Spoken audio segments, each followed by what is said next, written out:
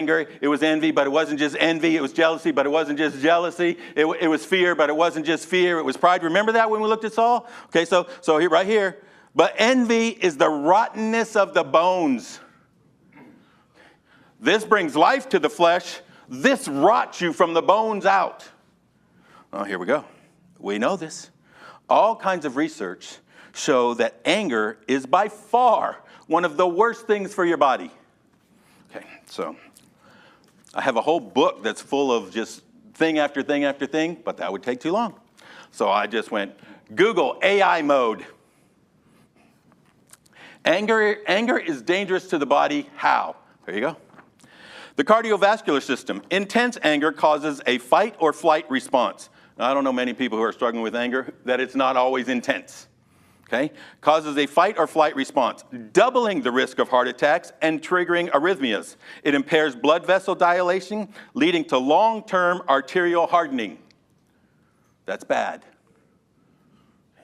Anger blows up. It's an explosive. It destroys. The immune system. Constant stress and cortisol release from anger weaken the immune system, making the body more susceptible to infection and illness. You sick all the time? You might have an anger issue. Google said it, not me. Digestive system. High adrenaline levels cause stomach cramps, diarrhea, nausea, and in chronic cases, chronic anger. In chronic cases, gastritis or peptic ulcers. Respiratory system. Anger can cause difficulty breathing, hyperventilation, and aggravated chronic conditions like COPD or asthma. Wow, I didn't know that. Long-term effects of anger. Chronic anger is associated with shortened lifespan, high blood pressure, and persistent headaches. I'll throw in something else. All of this life that you are living, even though it's shortened, you're not happy one bit. Which is why we spent so much time last week trying to figure out why do we hold on to this? Why is it so hard to let go of? Not only does anger destroy the body, but it destroys community. Proverbs chapter 15. A soft answer turneth away wrath, 15:1, but grievous words stir up anger. Okay, so what's that? Well, stay in chapter 15, go down to verse 18. A wrathful man stirreth up strife. You know what anger does in a group, in a community? It stirs up division. It causes conflict. Rob, you've known me a long time. You know what I always say? Nobody wants to hug the porcupine.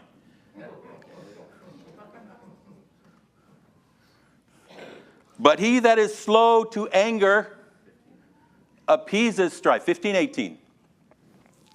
So when we get angry, we throw words around like hammers. We bludgeon everyone around us. And we know the tremendous damaging power of words. They have the power of life or death. They destroy people, they destroy relationships, but it doesn't just destroy the body or community. Anger destroys our very ability to see, to choose, to be wise. Go back to that 14, verse 29. What does it say? He that is slow to wrath is of great understanding, but he that is hasty of spirit exalteth folly. Folly, foolishness. Brother Wayne, I know you haven't ever been there, but I have been there. And this is what happens. After I get angry, okay, you know what happens? Angry. Room clears. Porcupine comes out. After I get angry, then I've cooled off. I go over in the little corner of the room because nobody else wants to be around me anyway, and I feel like a fool. Do you know why I feel like a fool? Do you know why I feel like a fool, brother? Because I was a fool. That's how these things work.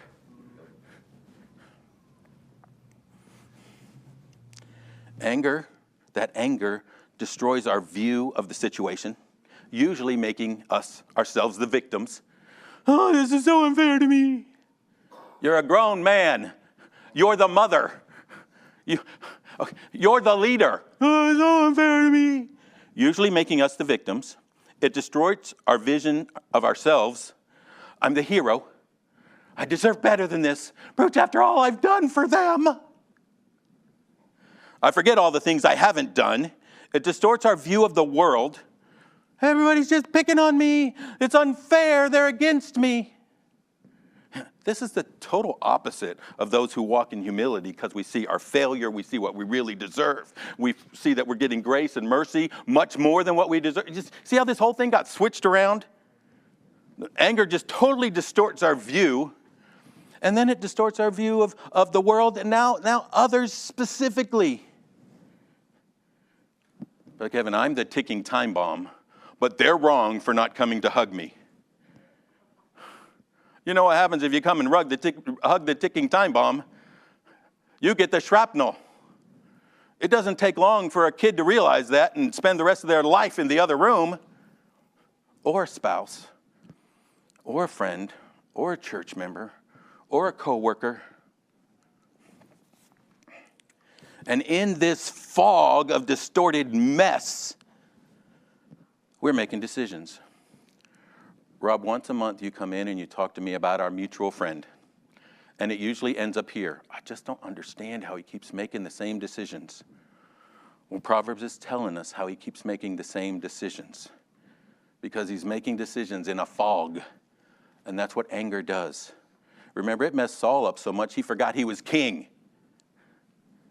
He forgot they said Saul's killed his thousands. He forgot they loved him. And all he could see is, they might love someone more. Oh, Jade, I'm failing on the not be mocking thing. It destroys body, it destroys community, it destroys wisdom.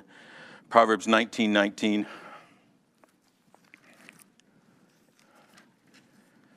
This was supposed to be like 5 minutes. I'm failing here too. 19:19, a man of great wrath shall suffer punishment. All right, this is what happens. Okay, uncontrolled anger, you don't win. Okay, James told us good things don't come from that. Okay, but look at this. A man of great wrath shall suffer punishment. For if thou deliver him, if you pull him out and if you save him from his anger, yet thou must do it again. It's going to continue to happen. Okay, here's what I want you to understand. It becomes addictive. And like any addictive substance, it hides itself. When you grew up around this community, you listened to a lot of people, you tried to help a lot of your friends. You know what every single one of them told you? I don't have a problem. You know what every addict will tell you? I'm not an addict. I'm not an addict. I'm not an alcoholic. I'm not. I don't have an anger issue. It's addictive, and it hides itself. We even got the, I'm not angry. I'm just a tell it like it is guy. I'm just sticking up for myself. Okay, you got mice, and then you got men. I'm just a man. We have lots of ways to explain away our kaboom.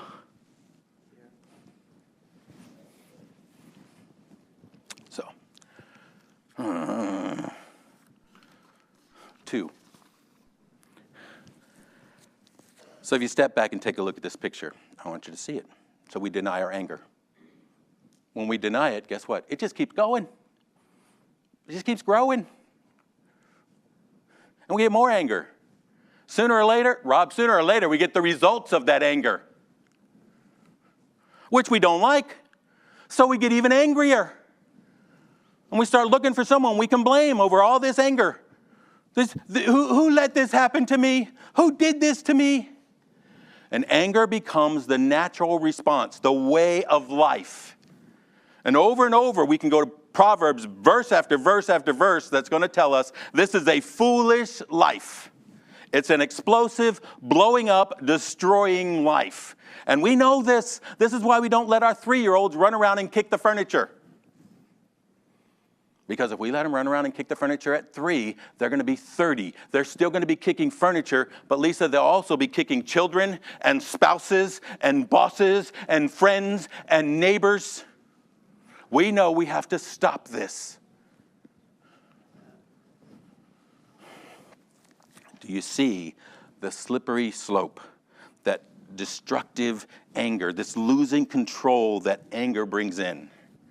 Okay, Proverbs chapter 25 is going to tell, it leaves us defenseless. It says that? Yeah, it says we're a city without walls. There is no defense, okay? Because, Ben, the truth is, I just can't stop. I'm a man. I can't even control myself. I am sitting there looking at the one I love, swinging the biggest hammer I have, and I can't stop myself. Really?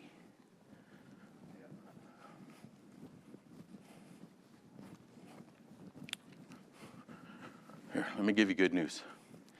Back in Colossians chapter 3, we were dead, slaves to the flesh. But now inside of us is new life. And it gives us the power to put off and put on. We have to get to the end. So first, this destructive power of anger.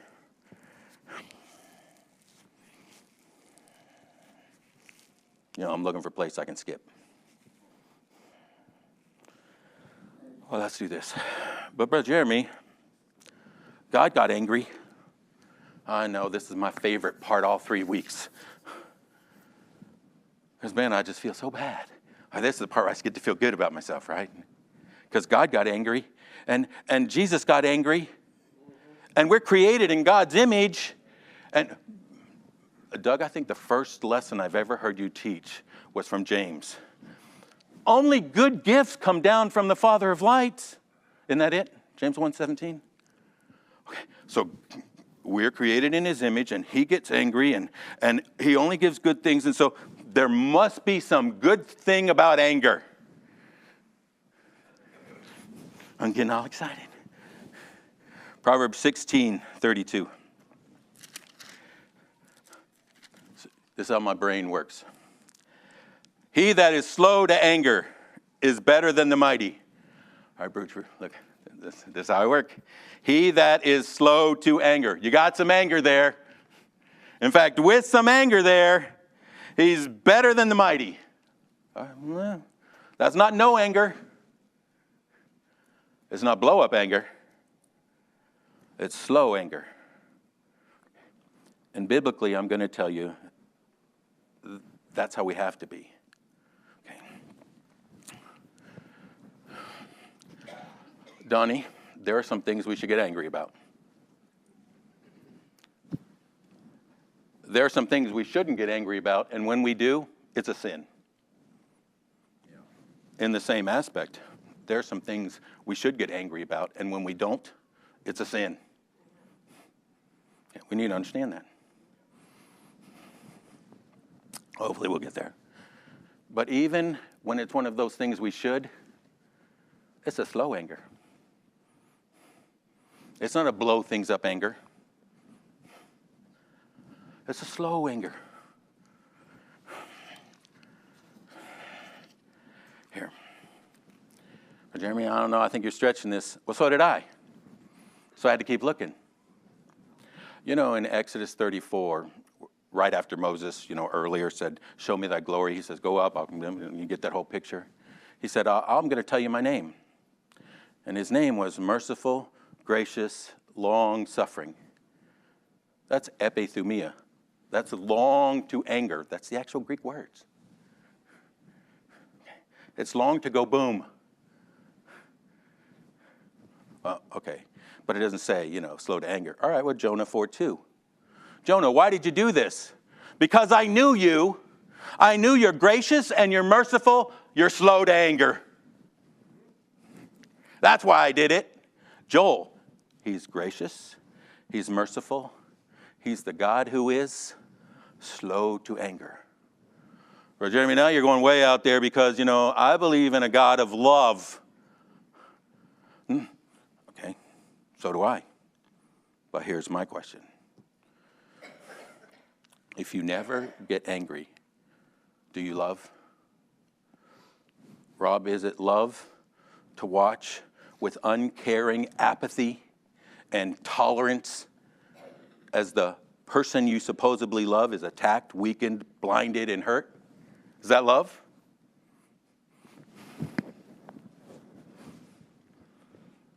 No, there are some things we should get angry about. Is uncaring, apathy, and indifference love? No. I'm going to tell you, I'll make the argument, it's the very opposite. Because we do that out of our own selfishness. It's easier for us. Protects me if I don't get involved. I don't get hurt. After all, you're making your own choices. So in apathy, I stand back, let them happen. The more you love someone, the more you hate what is destroying them. We have a pastor who hates alcohol. Unless you want to get into a very heated argument, which you better be prepared to lose. Don't bring that subject up. But if you stay in that subject long enough, you'll find out because people he loves have been very much hurt by it.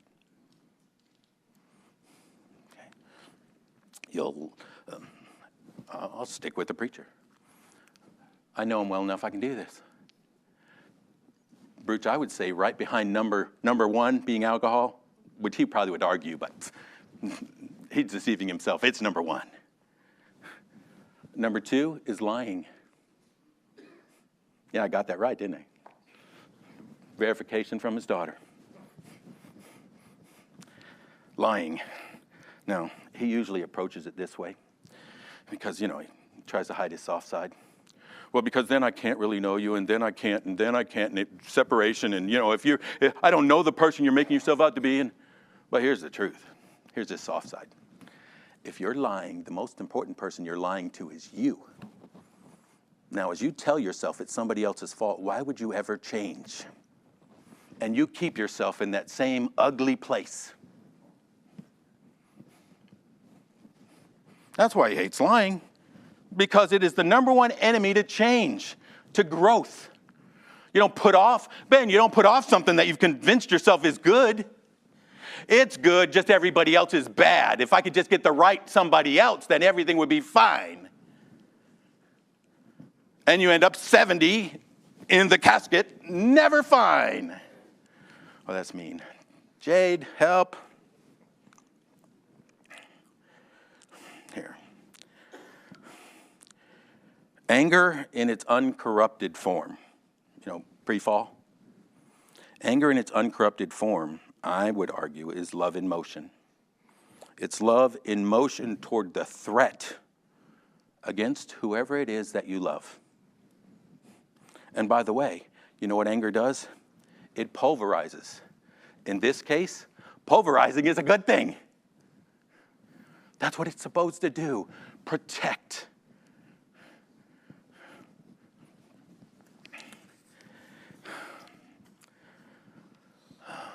15 minutes. I don't want to skip this. We'll find somewhere else in there.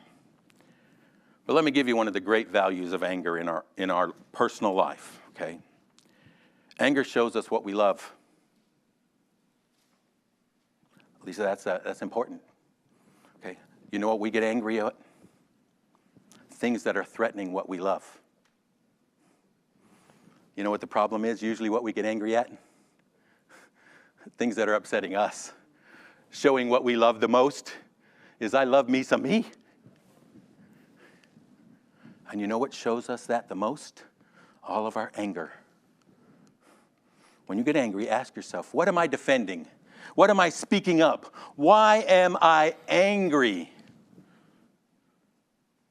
Most of the time, it's going to be because I am offended. How sad. God gets angry. Yes, he does. God loves us so much, he gets angry at the sin which is destroying his creation. Jesus got angry. Yep, Jesus got angry. He got angry because the money changers were making it harder for the normal people, the poor people, the needy people to get to God. You're making it harder. You're a stumbling block for them to get to God. And he got angry at them. Which, by the way, we should be careful sometimes. The image we put forth. Because lots of times we might be making it harder for those we love to get to God.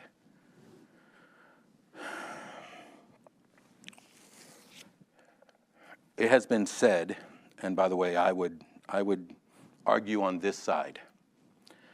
And I've spent a lot of time going back and forth with this, like decades. But it has been said that all man's problem flow out of disordered love. And I would argue that our world's biggest problem is disordered love. So, Brother Jeremy, how you get that? All right, well, let's just go back. All that God created was good. Yes. Our problem is we look to the good that he created to make it ultimate. We look to the good to find our significance or our value or our security or our fulfillment. And it was always intended to only be the ultimate. Okay, all of those things were always supposed to come from God. But when we look for the creation, we call this idolatry, by the way. When we look for the creation to fulfill any of those places that were intended for God, here it is. All I want to do is be happy.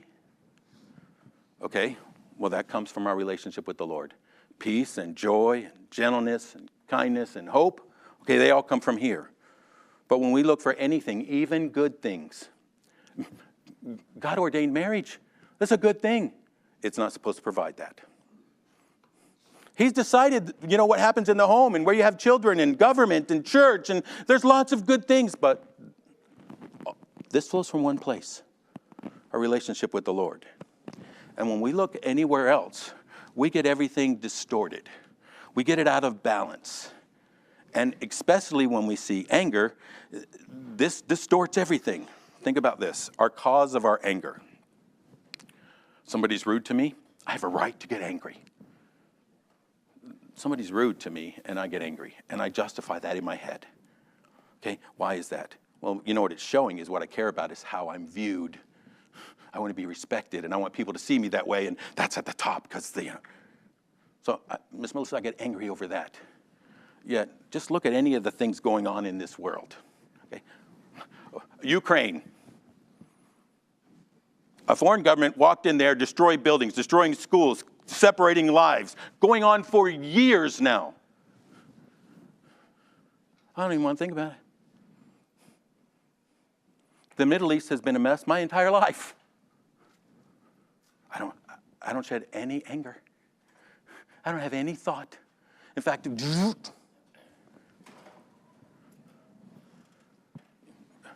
just compare the two, what we justify.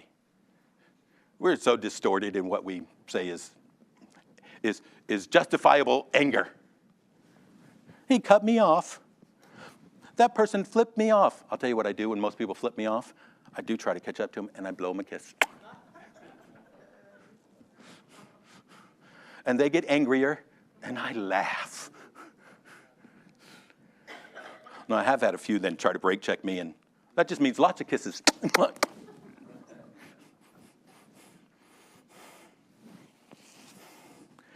Angie, they're going to ask you. You can tell them that's the truth. The response to anger, it's usually over the top. It's disordered. It's out of balance. The goal of our anger, it's a mess. Okay, here you go. 10 minutes. The goal of our anger is supposed to be aimed at the problem. We're supposed to be trying to solve the problem. But our anger usually destroys the problem. Destroys the person, not the problem. Don't even look at the problem. Kid made me mad, I just destroy the kid. Spouse made me mad, I destroy the spouse. Job made me mad, we don't deal with the problem. Slow to anger, getting it, wise, understanding. Here's a good illustration. I love the whole war thing. My dad was in the military, all that. So like World War II bombing, that meant you go drop 32,000 bombs and you hope you hit the right thing and you just destroy the whole city. We don't do that today. We have smart bombs. Somebody's up there with a joystick going, boom. It's a strategic strike. Slow to anger. We're supposed to have strategic strikes. We're not trying to destroy people. We're not trying to clear the room. We're trying to deal with the issue. I've known you over a decade. Is that true? Over a decade, you want to know what? You've probably disagreed with a lot of things I've done. I've guaranteed, because I'm an opinionated old man, disagreed with a lot of things you've done. This is what I want you to know. I want you to know I disagree. I want you to know I think it's going to be destructive, and I think it's going to hurt, and I think it's going to cause problems. I want you to know that. I'm not walking away from that. I am not going to say, run off the cliff. But I also want you to know that you can always come and talk to me. Okay, but Jeremy, that's just not practical. You can't do both of those things. All right, you ready for this? Ready? I know you're going to agree. This is an automatic amen. We have a God who's holy, yes? We do. Holy, he cannot be around sin. Yes? Detest it. Wrath of God. Yep. Yet, I can come boldly to the throne of grace and find help in time of need. Lisa, that's what we're supposed to be. People around us need to know, hey, it's going to destroy. It's going to hurt. And I hate it. But I love you. And I want to stop you. And I want to protect you. But I respect you. And as God gives you choice, I give you choice. But in this choice, no. And this is why we don't do it. This is why we choose apathy. Because you know how much that hurts? Ben, you know how much it hurts to look to your kid and say, I give you choice? Knowing that that choice is going to hurt, it's a whole lot easier just to stay in the back and say, well.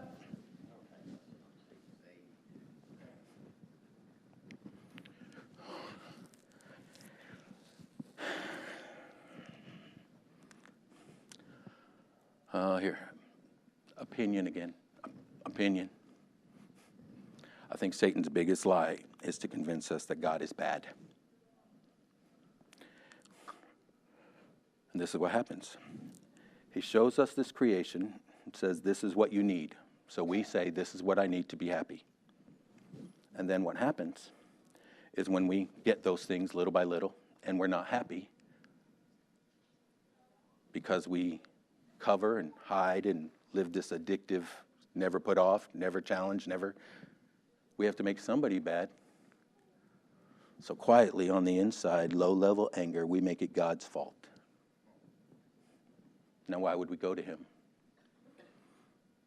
See, what I needed my dad to still be alive. And what I needed my mom to be this way. And what I needed was, I needed work to do this for me. And what I needed was, I need the government to be this way. And what I need is, I need the church and I need the pastor. And I need these. This is what it must be. All good things, by the way.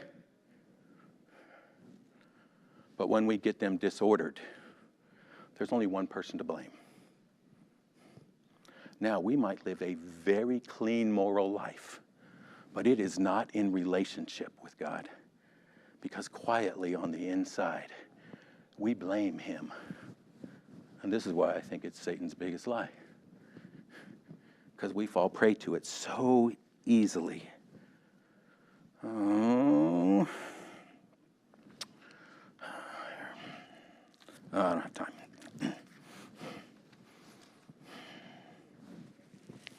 So, how can we deal with this anger? And, I can pull up verses for all of these, but we have 5 minutes. So I'm just going to try to run through them. First and most obvious, we have to admit it. We have to admit that anger is a serious challenge in our life. Because as long as we don't admit it, we don't deal with it. We have to quit denying and quit hiding and quit justifying. It's coming up with, well, they deserved it. Lorraine, you made me angry. By the way, if you say that to Lorraine, she'll be like, oh, I'm so sorry. What can I do? You're making me angrier.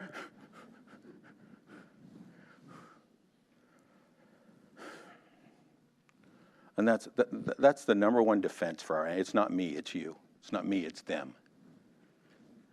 Second, you have to examine your anger. Proverbs 24. I don't know if I've given you this one yet. Proverbs 24:29.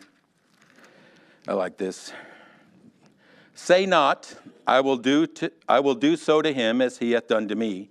I will render to the man according to his work. Okay, this is talking about malice. But this is the part I like, Ben. Say not. Who are you saying this to? Yourself. This is how we stay angry. We have a whole bunch of self-conversations. And this is how we hold on to the fact that they did it wrong. We have to first admit it and then start asking questions like, what is the big thing right now that is so important that I am willing to clobber everyone in this room? I just probably, it's clobbering time. Remember that old big rock thing from like Fantastic Four?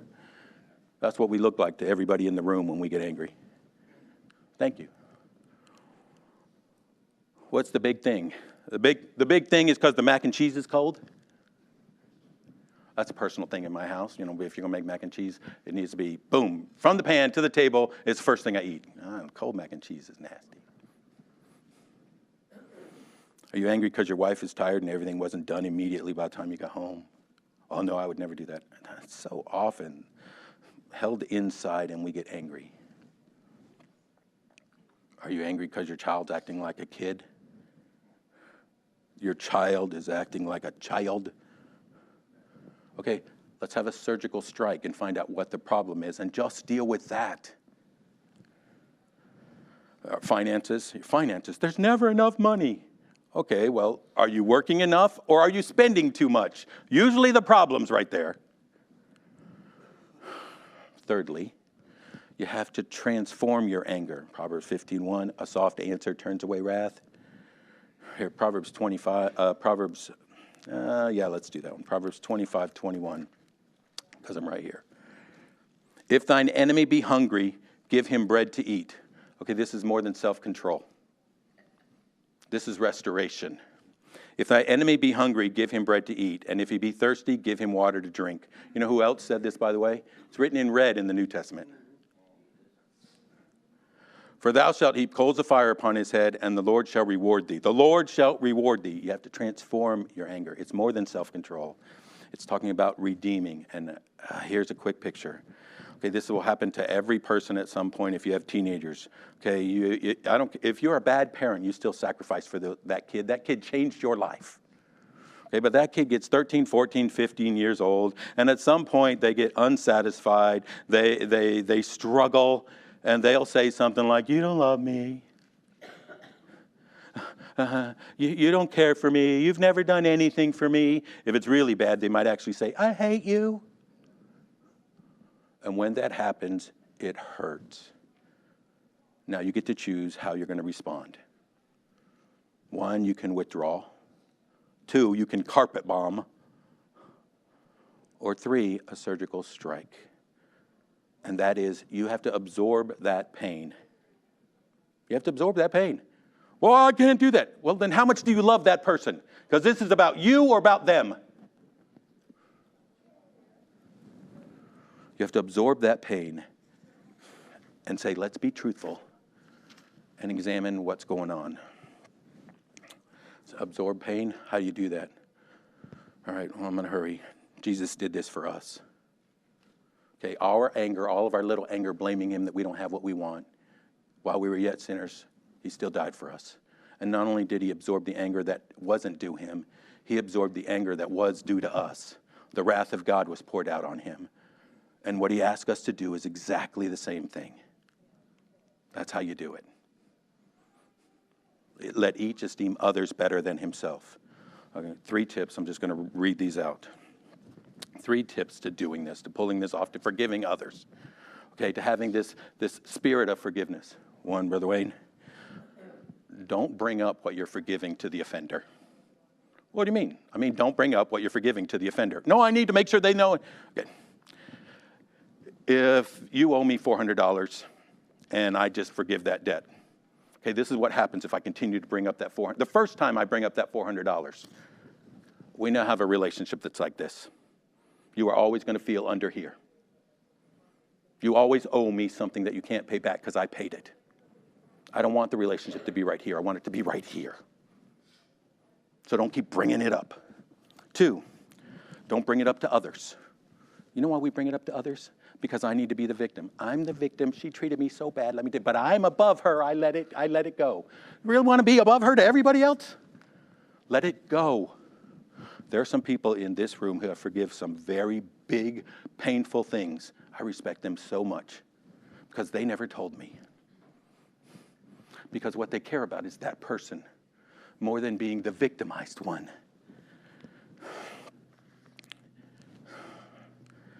And don't bring it up to ourselves. When we continue to bring it up to ourselves, what we're doing is cashing in the check of our own bitterness. We're justifying it. Things never get better until you let them go. Anyway. Brother Hank, will you close in a word of prayer this morning, please?